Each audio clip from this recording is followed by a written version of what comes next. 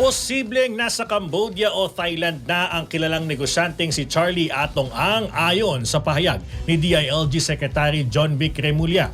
Sa isang panayam sa telepono sa PNP Press Corps, sinabi ni Remulla na base ito sa impormasyong nakuha niya at sa pahayag ng star witness na si Dondon Patidongan.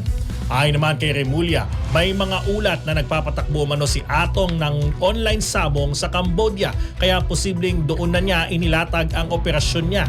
Ani Remulla, kahalin tulad umano ito ng ginawa ng Pogo kung saan ang ilang operasyon ay lumipat sa ibang bansa para magpatuloy ang negosyo.